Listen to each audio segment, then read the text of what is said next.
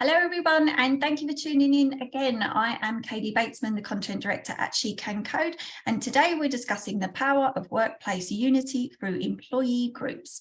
Now, in August 2022, the incredible Ann-Marie Brennand, Executive Assistant Marketing and Channels Technology at the Lego Group, became co-chair of the Lego Group's internal Women's Employee Advocacy Group. And today I'm lucky enough to have her with me because she's going to share their aims and why the group was formed. Welcome, Ann-Marie. Thank you so much for joining us. Hi, thank you for having me. Can we kick off today's conversation with a little bit of a background about yourself, please?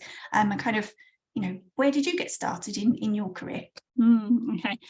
I've definitely had a squiggly career, and my career is definitely more for jungle gym than a straight ladder. And this is, I think, my third career change that I've had. Oh wow. So yeah, I'm a big advocate of squiggly careers because I think I've had a great time. But yeah, I started my career in marketing and branding actually, and I did about 7 years working in various organizations in marketing and branding. And then I had a short stint in recruitment and then project management. And then I fell into being a PA completely by accident. I started just doing a bit of temping work, didn't intend for it to be a career. It was just something to tide me over for a little while. And I actually found that I loved it and that I was really good at it. So it wasn't ever anything that was planned, but yeah, it kind of just sort of fell into place and clicked, and maybe fate had a hand in that, I'm not sure. But my first PA role was at Bacardi, and then I moved to a company called PRS for Music, where I supported the chief people officer, and I was also responsible for running the wellbeing program there, and I was there for about 4.5 years. And then it just became time to move on after a little while. I feel quite scared of ever becoming institutionalized in one company, so I always feel like 3 to 5 years feels like a good time to kind of move on. And I saw the role advertised at the Lego Group, the role I'm currently in now, and it was actually a bit funny because I was kind of half thinking of like, yeah, maybe time's to move on, but we were during like COVID pandemic times and wasn't sure if I should move or stick with where I was. And I got a pop-up on LinkedIn that said Lego's recruiting for an executive assistant, and I wasn't following Lego, and it wasn't something that should be in my search terms, but it popped up as an alert on my phone, and I was like, oh, and I read it and I was like, this job has got my name written all over it. I was like, this has been written for me. So I feel like there was a little bit of fate there.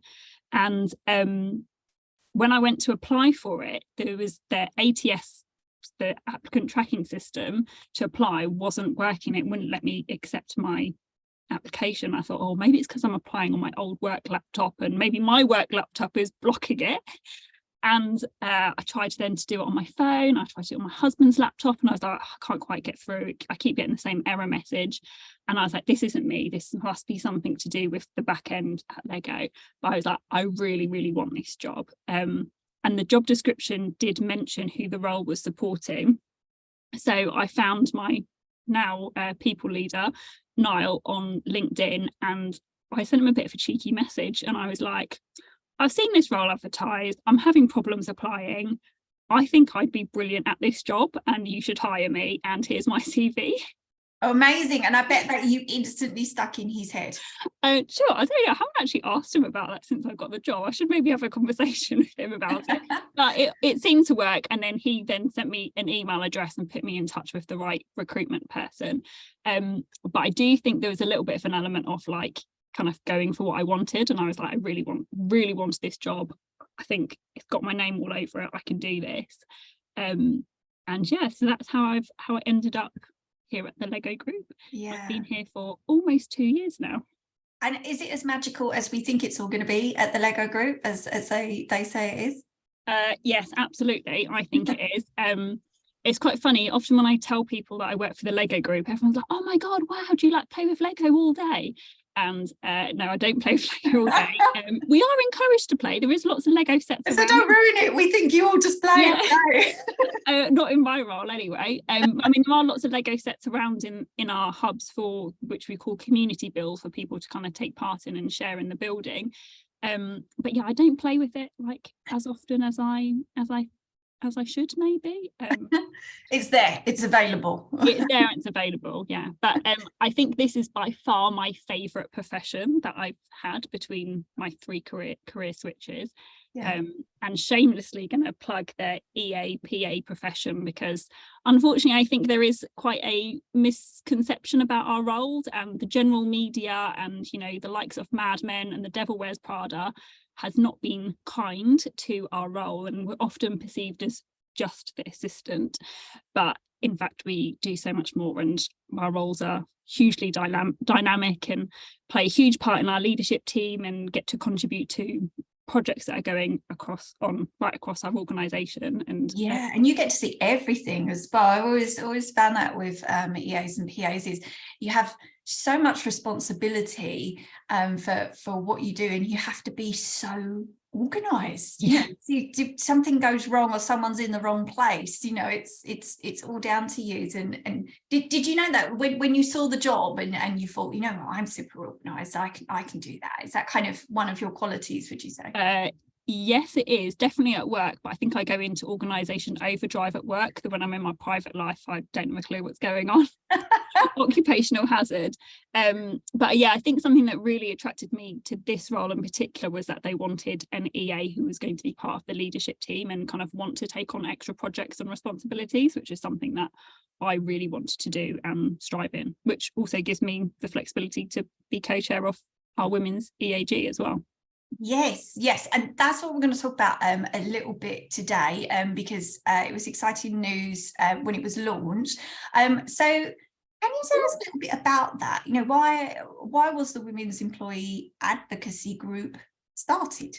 Yeah, the group was actually started before I joined, and I think it was actually our US colleagues based in Connecticut that started this idea of having employee advocacy groups, and they were kind of very much local within their kind of US and Connecticut offices, and it was really successful. So I think our kind of global D&I team was like, hey, this is really great, we should have something like this globally for the whole organization, and hence our global groups were formed. But we still actually have the US local groups as well, because they had kind of set up and it was working really well. So I'm co-chair of the Global Women's Advocacy Group, and we meet regularly, and with the US groups we kind of connect quite a lot, and some of the work that they're doing and that we're doing, we very much share and work in synergy.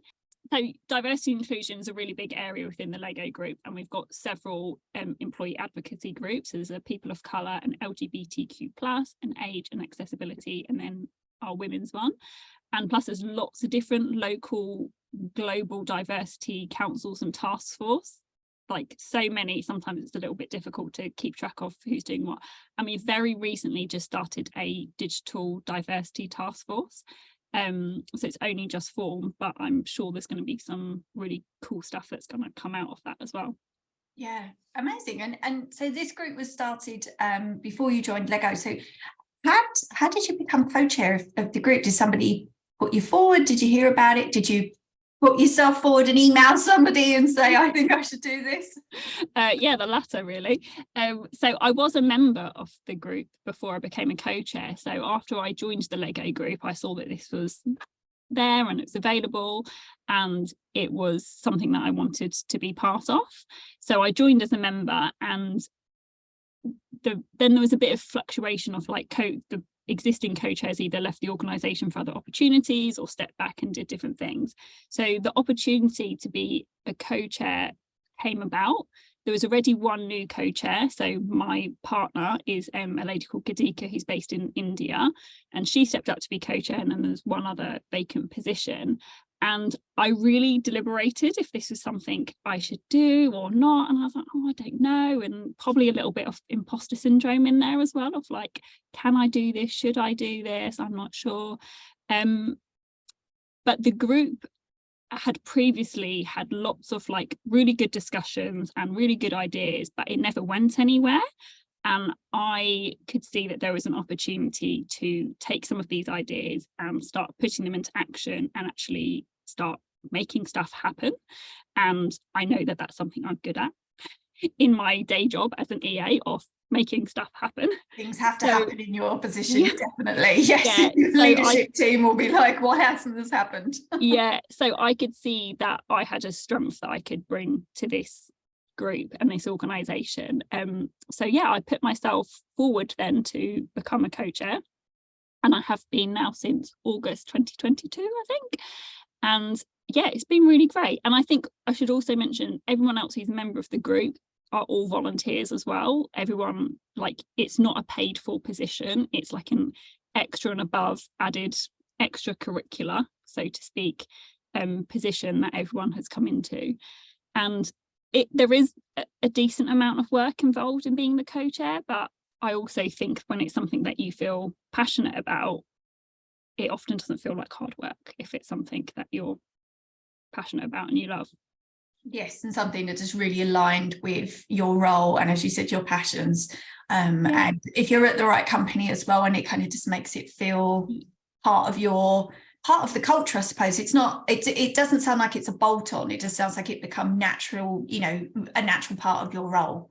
Yeah, I think it also very much aligns with my values and things that I'm interested in outside of work, of, reading books by female authors and watching, films or programs that are kind of, supporting and empowering women is kind of something I very much align to and kind of believe in. So I think it very much aligns with like my own personal values. But yeah, you're right as well about, I think, part of the Lego culture, that it doesn't feel like an added bolt on. It feels like all of our diversity and inclusion programs feels like it's just the way we do business. It's not like we've got to do this extra thing. It's like, yeah, this is normal for us. This is what we do. Yeah, and how does to progress and move forward with what you already do. Can you tell us a little bit about the group's aims? The purpose of our group is to support women of the Lego group to flourish at work. And we set this at the end of 2022, and it seems to be something that fits really well. We really like this idea of flourishing and thriving at work. And it's not just about purely existing or surviving or just getting through the day, but actually, how do we grow and feel good at work was something that we really wanted to have within our group, and has kind of helped set some of the directions for the activities we're looking at as well. Yes, actually, I just love the fact that you just said it's not just surviving at work. I think a lot of us feel that way, maybe in the pandemic as well. A lot of us started to realise that, there's a little bit more than just kind of going to work and doing your day job and surviving. And I think employees now, they look around a lot more, don't they? They look for those companies where they're going to feel like they're getting something really good out of their day, and even at the end of the year, that they can look back and think, this is what I did and how I move forward. And I think employees are just a lot more picky nowadays, aren't they? They actually, as the way that you phrased it was lovely, about not just surviving but flourishing. I think that's something that we're all looking for. Yeah, and I mean, we all spend so much time at work. Like, we probably spend more time talking to our work colleagues than we do our friends, our families, and our loved ones. And yeah, personally, I think it's so important to be in a place where you do feel like that you can thrive and you can flourish. Like, I have like a reflection journal for the end of every week of things I've done, things I've learned, things I've accomplished, things I want to develop for the following week. And I think having that is a real benefit as well. Yeah, that's a good idea, because you miss all of the things that you've done, or you just don't realise perhaps how much you move forward that week and the progress you made. And to make a journal is a great idea. And then when you get to your end of year review and it's like, what did you do? And you're like, I can't remember. It's like, oh, actually I can. I've got a whole journal for everything, for all there, all the things that I did that were great, and the things that I need to improve on. I've got it. Yeah, brilliant idea. And even when you move jobs, it's kind of you've got that to help you, instead of just writing a basic CV, you've got all of those extra things that you've remembered to write down each week. Yeah, absolutely. It's great advice. How often do you meet as a group? So we have two types of meetings. So we have a bi-weekly meeting, which has become quite functional, and it's largely activity driven. It's discussing the things that we're working on and giving updates on what we're doing. So when we are planning International Women's Day, talking about all the activity, newsletter we want to send out. We've just created a new internal SharePoint site. So our bi-weekly meetings have become that kind of activity driven, like let's get stuff done type of meetings. Yeah. Which is great because we are moving forward and stuff is starting to happen within our group. But we then found that because of that, we were losing a bit of a community feel, and we still wanted our group to be a place where women can come and just have open conversations about any issues to do with gender, whatever it may be. So this year we've introduced a community circle meeting, we're calling it, and the chair of this rotates throughout the group, and the purpose of this meeting is to just have a space to come together and talk about anything that has come up to do with women and gender. And it's not recorded, there's no agenda, there's no notes taken, and it could be anything. It could be something that's happened at work, something that's happened in the news, something that you've seen on TikTok, a book that you've read, just anything that you're like, oh, hey, I saw this thing and I thought this was interesting, or it triggered me, or I just want to share this with the group. And sometimes it's really positive things of like, oh, I just saw this like amazing video and I found it really empowering.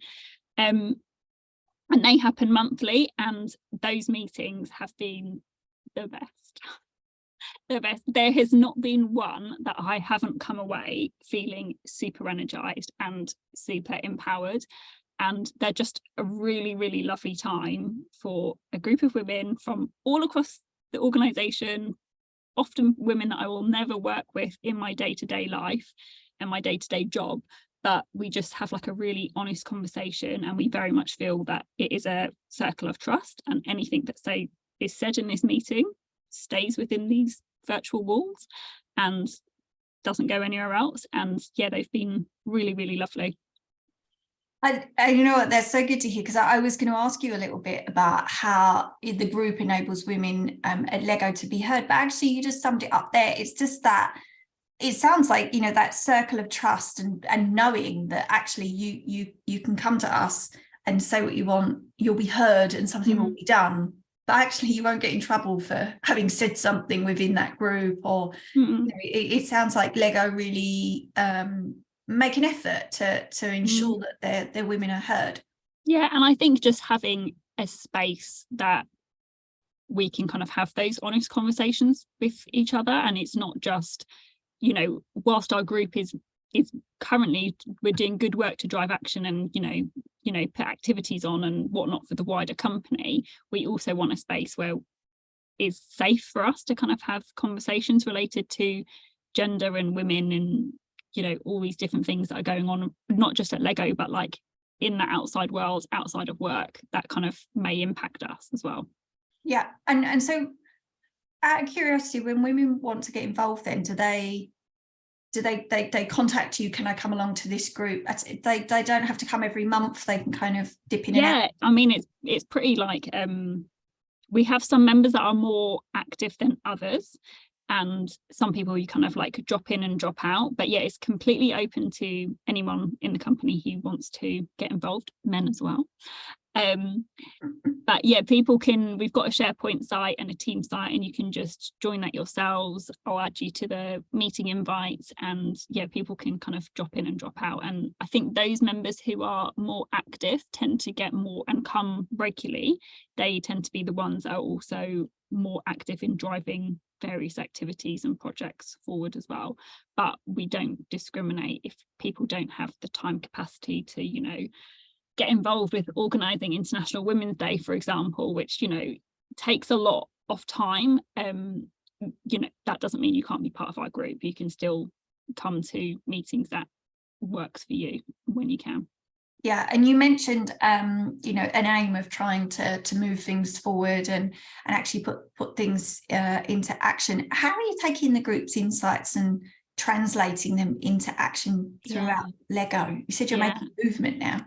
Yeah, so there'll be we're just starting this at the minute. So in January of 2023, we launched a survey asking women of the Lego group, what do you want us to focus on? Once we set our purpose, we were like, right, we've got our purpose, what should we do with it next? And we came up with some ideas, but we were like, oh, we don't really know if this is actually right or not. So we created quite a simple Microsoft form survey. We put it out there in the world, we put it on the internet, on Yammer, we've got all of our members of the group to share it in their local teams, and just saying, hey, women of the Lego group, what do you want us to focus on? And I'm so glad we did this, because we had come up with some ideas that we thought we should focus on. And whilst we weren't a million miles off, there were some things that actually we did change based on the results we got in. So for example, one of the things that we had in our 4 pillars was supporting women's health. We were like, we should do more with supporting women's health. But actually in the survey, that wasn't one of the top things that they wanted us to focus on, which is quite interesting. And the things that came up top was career development and opportunities and women in leadership. So that's kind of where we're now focusing our activity. And I should also mention, as a side note, women's health hasn't been forgotten.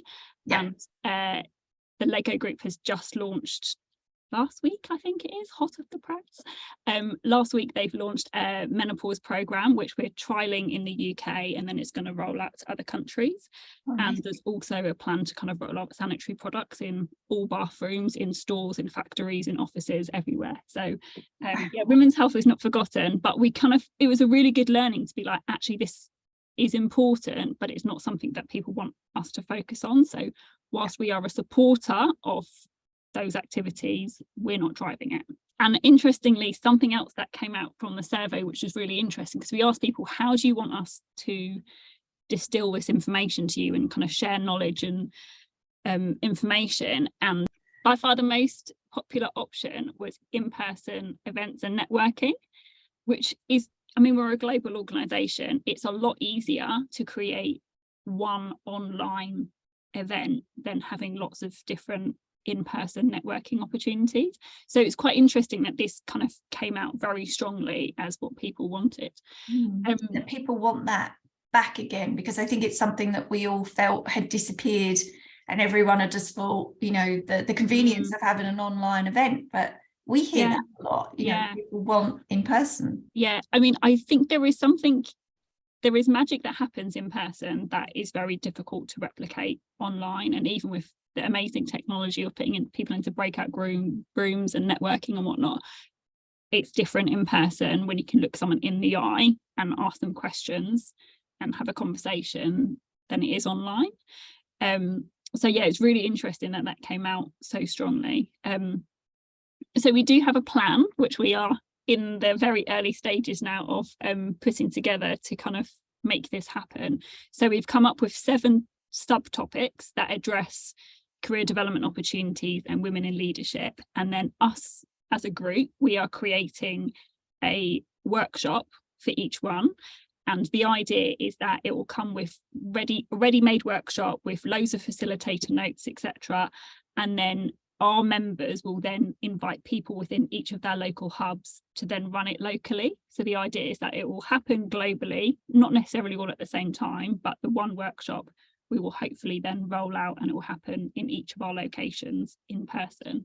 And then have tea and cake and networking afterwards. So, you know, the idea of kind of coming together, have a workshop, learn something, and then have a conversation together and talk to each other. And hopefully they're going to be very interactive and not just, you know, the facilitator talking at someone, but kind of trying to answer those 2 needs of career development and opportunities in women in leadership with an opportunity for face-to-face and networking events at the same time.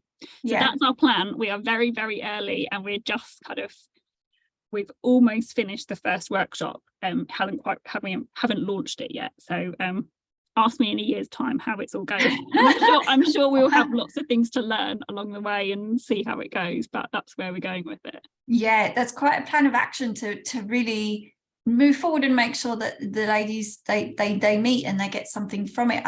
Somebody said to me on one of our early podcasts that a women's group is more than just a Slack channel, and it is. And honestly, it's not just saying, you know, we added an extra channel on Teams or whatever it may be, and you can drop anything in there that might be of use to you. You know, it's actually listening and launching the workshops that people would ask for, and prioritizing you know, what they would like to focus on, as you said, actually, you know, moving forward. I was just picking up on something you just said also about, like, you know, being more than just a Slack channel. I mean, one of the greatest benefits by far that I've had from being part of a group, even before I became co-chair, is actually because there are women from across the entire company, of meeting and talking to women from different parts. And then some of them who are based in the London hub, you know, you bump into and you say, oh, hey, how are you? And you might have, you know, have lunch with them one day. But actually, had I not been part of this group, the people that I would know in the company would probably be a lot smaller and a lot more limited. So actually, just having the opportunity to meet other people is incredible. Like, and just networking naturally without putting on these events, but actually just by being part of this group and having conversations, you meet people and network as well. And that is a huge benefit. Yeah, and on a regular basis as well. Whereas if you have like one annual you know, company event, and you're kind of forced to be in the same room as everybody, and you don't actually, you know, really see them throughout the year, it all can, that's not really networking, is it? It's so forced to kind of stand and talk to somebody at a Christmas party that you don't talk to all year, whereas this is, you know, you can actually build relationships. Are there ladies at all levels involved in the groups, in the group and their activities? It's not just senior women, because as you said, it's right across the company, but also I suppose meeting women at all different levels is really, you know, would help as well. 100%. We do not discriminate on level. Anybody within the organisation can join the group, and this is something that was really important to us actually when we were organising our International Women's Day event this year. And we had both women from our, you know, VPs and executive leadership team, but also women who were kind of within the early stages of their career and talking about that. Because I think if you only have women from a very senior point of view and you're early in your career, then you're like, wow, you're like, you know, 10 steps ahead of me in my career, and like I can't even fathom how I get there or what that looks like. So or if it's something I'd even want to do at that point in my career, because I'm nowhere near it. So exactly. So we kind of made a very conscious decision that we wanted women from different careers, and we had like women who all had also had kind of very like mixed careers and moved to different places as well. So yeah, we do not discriminate on area of the business or level in the business. Like, everybody is welcome. Fabulous. And you mentioned men a little bit as well when you said everybody's welcome. I take it men are welcome as well, and you would like male allies as part of the group eventually. Yes, we have a few male members within our group.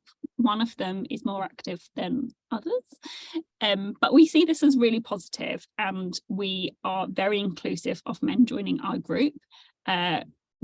Change doesn't happen on our own, and this is not about women versus men or pushing men down so that women can rise. This is like absolutely not what we believe, and we want men to be our allies. And again, we demonstrated this in our International Women's Day panel, and we invited men to be part of our panel discussion as well and talk about being an ally and some of the differences that they saw in their career versus what women have experienced in their careers.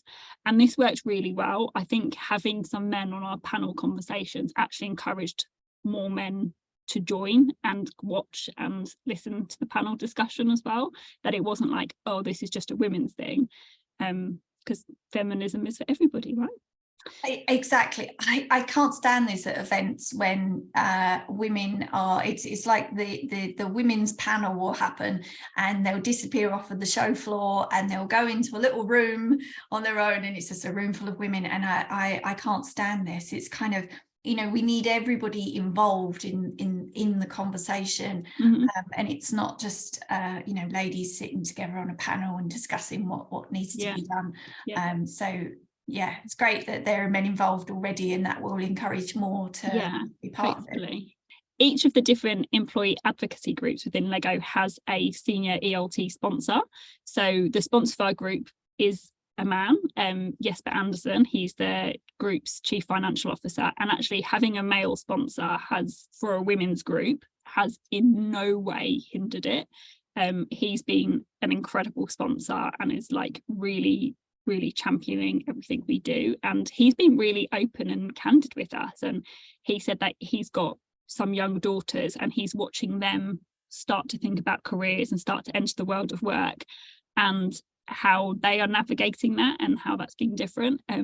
So it's been really motivating for him seeing his daughters and then supporting our group. So yeah, he's been brilliant. So yes, I would very much welcome some more men to join some of our groups and drive some of our activity and raise awareness.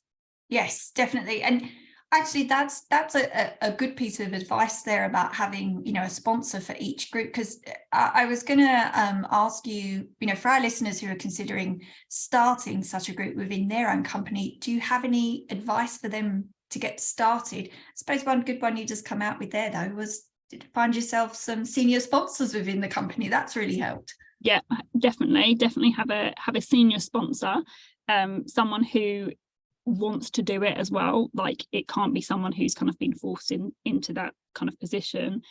Really think about the things that you want to focus on and the areas that you can drive change, or what it is that you want to get out of the group, because there is so many things that we could do. But personally, I think it's better to focus on doing less and do it really well than try to do lots of things.